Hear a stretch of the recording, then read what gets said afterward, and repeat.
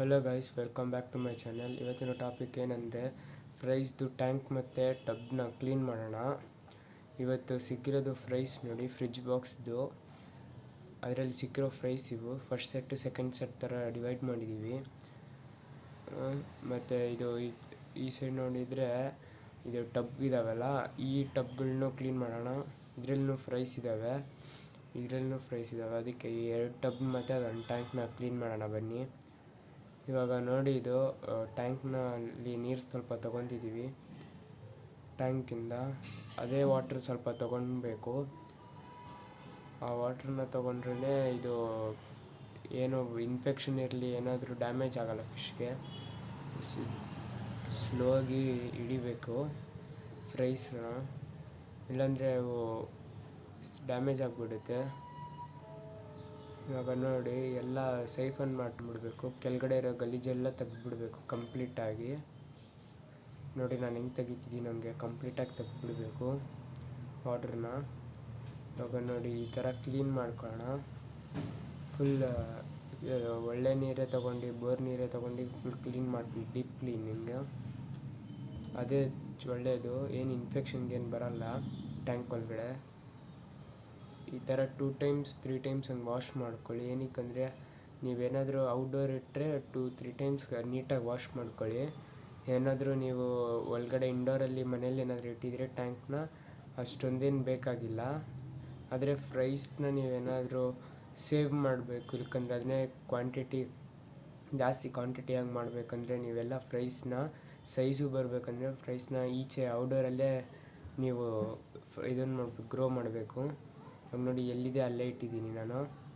Normal fresh water ಹಾಕ್ಕೊಳ್ಳಿ ಅರ್ಧ. ಆಮೇಲೆ ವಿತ್ ಯಾವುದು ತೊಗೊಂಡಿರ್ತೀರಲ್ಲ ಆ ನೀರು, ಆ ನೀರು ಜೊತೆಗೆ ಬಿಟ್ಬಿಡಿ. ಆ ಥರನೇ ಬಿಟ್ಬಿಡಿ. ಇವಾಗ ನೋಡಿ, ಇದನ್ನು ಕ್ಲೀನ್ ಮಾಡ್ಕೊಳ್ಳೋಣ. ಈ ಥರ ಸ್ಲೋ ಆಗಿ ಹಿಡಿಬೇಕು ಫಿಶಸ್ನ. ಇದು ಏನಕ್ಕಂದರೆ ಗಲೀಜಿರುತ್ತಲ್ಲ, ಕೇರ್ಫುಲ್ಲಾಗಿ ಕ್ಲೀನ್ ಮಾಡ್ಕೊಳ್ಳಿ ನೀವು ನೋಡ್ಕೊಂಡು, ಇಲ್ಕಂದರೆ ಇದು ಮಿಸ್ ಆಗಿಬಿಡುತ್ತೆ ಫ್ರೈಸ್ನ. ಅದಕ್ಕೆ ಸ್ಲೋ ಆಗಿ ನೀವು ನೋಡಿಬಿಟ್ಟು ಹಿಡಿಬೇಕು.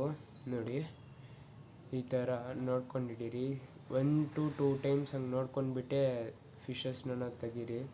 ಫಿಶಸ್ ಇರಲಿ, ಬೇಬೀಸ್ ಇರಲಿ, ಫ್ರೈಸ್ ಇರಲಿ, ಏನಾದರೂ ನೋಡಿ. ಇವಾಗ ಈ ಥರ ತಗೊಂಡ್ಬಿಟ್ಟು ಕ್ಲೀನಿಂಗ್ ಮಾಡೋಕ್ಕೆ ತೊಗೊಂಡೋಗ್ಬಿಡ್ಬೇಕು. ಅಲ್ಲೂ ಅಷ್ಟೇ ಹುಷಾರಾಗಿ ನೋಡಿಬಿಟ್ಟು ಈ ಥರ ಡಬಲ್ ಥರ ಹಾಕ್ಬಿಟ್ಟು ಹಿಡೀರಿ. ಈ ಥರ ಡಿಸ್ಟರ್ಬೆನ್ಸ್ ಬಂದಿದ್ದಕ್ಕೆ ಸಾರಿ. ನೋಡಿ, ಆ ಥರ ನೀಟಾಗಿ ಕ್ಲೀನ್ ಮಾಡ್ಕೊಂಡ್ಬಿಡಿ. ತುಂಬ ನೀಟಾಗಿ ಮಾಡಬೇಕು, ಇಲ್ಕಂದರೆ ಅದು ಫ್ರೈಸ್ ಎಲ್ಲ ಇದನ್ನು ಬಂದುಬಿಡುತ್ತೆ. ಒಂದ್ಸಲಿ ನೋಡ್ಕೊಂಡೇ ಕ್ಲೀನ್ ಮಾಡಿ ನೀವು. ನೋಡಿ, ಏನಾದರೂ ಸೈಡು ಡಿಸ್ಟರ್ಬೆನ್ಸ್ ಇದ್ದರೆ, ನಾಯ್ಸ್ ಇದ್ದರೆ ಅದನ್ನು ಪ್ಲೀಸ್ ಅವಾಯ್ಡ್ ಮಾಡಿ, ಓಕೆನಾ. ಇವಾಗ ನೋಡಿ, ಇವಾಗ ಟಬ್ನ ಕ್ಲೀನ್ ಮಾಡ್ತಿರೋದು ಫುಲ್ ಡೀಪಾಗಿ ಮಾಡಬೇಡಿ ಟಬ್ಗಳನ್ನ, ಬರೀ ಟ್ಯಾಂಕ್ಗಳನ್ನ ಅಷ್ಟೇ ಡೀಪಾಗಿ ಮಾಡಿ. ಟಬ್ಗಳಲ್ಲಿ ಇದು ಗುಡ್ ಬ್ಯಾಕ್ಟೀರಿಯಾ ಅನ್ನೋದು ಪ್ರೆಸೆಂಟ್ ಇರುತ್ತೆ, ಅದನ್ನು ಫುಲ್ಲು ಡೀಪಾಗಿ ವಾಶ್ ಮಾಡಬಾರ್ದು. ಇದು ಇವಾಗ ಏನಾದರೂ ಟ್ಯಾಂಕ್ಗಳು, ಗ್ಲಾಸ್ ಟ್ಯಾಂಕ್ಗಳಿದ್ದರೆ ಅದನ್ನು ಡೀಪಾಗಿ ಕ್ಲೀನ್ ಮಾಡ್ಕೊಳ್ಳಿ. ಈ ಥರ ಸ್ವಲ್ಪ ಆದರೆ ಆಲ್ಗೆ ಅನ್ನೋದು ಇರಬೇಕು.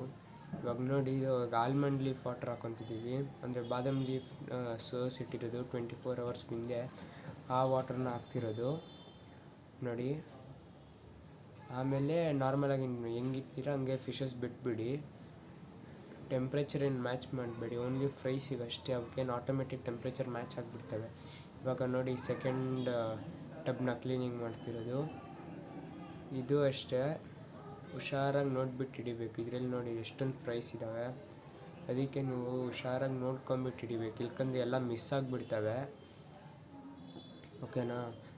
ನೋಡಿ, ಇವಾಗ ಮತ್ತೆ ಅದೇ ಪ್ರೊಸೀಜರು, ಆ ಥರನೇ ಡಬಲ್ ನೆಟ್ ಇಟ್ಬಿಟ್ಟು ಮಾಡಿ. ಇಲ್ಕಂದರೆ ನಿಮ್ಮ ಹತ್ರ ಏನಾದರೂ ಬಟ್ಟೆ ಇಟ್ಟರೂ ಅದನ್ನು ತಗೊಂಡು ಮಾಡ್ಕೋಬೋದು, ಪ್ರಾಬ್ಲಮ್ ಇಲ್ಲ. ನೆಟ್ಟಿಲ್ಲ ಅಂದರೆ ನೋಡಿ, ಈ ಥರ ನೀಟಾಗಿ ಕ್ಲೀನ್ ಮಾಡ್ಕೊಂಬಿಡಿ. ವಾಟ್ರ್ ಅನ್ನೋದು ಸೈಫನ್ ಮಾಡ್ಕೊಂಬಿಡಿ ಫಸ್ಟು. ಇವಾಗ ನೋಡಿ, ಅದೇ ಪ್ರೊಸೀಜರ್ ಮತ್ತೆ.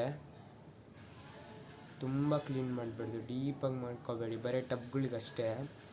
ಏನಕ್ಕಂದರೆ ಅಲ್ಲಿ ಗುಡ್ ಬ್ಯಾಕ್ಟೀರಿಯಾ ಇರುತ್ತಲ್ವ, ಅದಕ್ಕೆ. ಇಲ್ಕಂದರೆ ಅದನ್ನೆಲ್ಲ ಸತ್ತೋದ್ರೆ ಅದು ಮತ್ತೆ ಫಾರ್ಮ್ ಆಗೋಕ್ಕೆ ತುಂಬ ಟೈಮ್ ತೊಗೊಳುತ್ತೆ. ಇವಾಗ ನೋಡಿ, ಅದೇ ಆಲ್ಮಂಡ್ ಲೀಫ್ ವಾಟರ್ ಹಾಕ್ತಿರೋದು. ಅದು ಆಲ್ಮಂಡ್ ಲೀಫ್ ವಾಟರ್ ಅನ್ನೋದು 24 hours ಆಗಿರಬೇಕು. ಇಲ್ಲಾಂದರೆ ಅದು ಮತ್ತೆ ಅಮೋನಿಯಾ ಅಂತೀನಿ ಕ್ಲೋರಿನ್ ಏನಾದರೂ ಇದ್ದರೆ ಅದೇ ಬಂದುಬಿಡುತ್ತೆ ನೋಡಿ. ಇವಾಗ ಸ್ನೇಲ್ ಬಿಟ್ಕೊಂಡ್ಬಿಟ್ಟು ಎಲ್ಲ ಫಿಶಸ್ಸೇ ಬಿಟ್ಬಿಟ್ಟಿದ್ದೀವಿ ನೋಡಿ. ಹೈಡಿಂಗ್ ಸ್ಪೇಸ್ ಇದೆ ಫಿಶಸ್ಗೆ, ಮತ್ತು ಪ್ಲಾಂಟು ಹಾಕಿ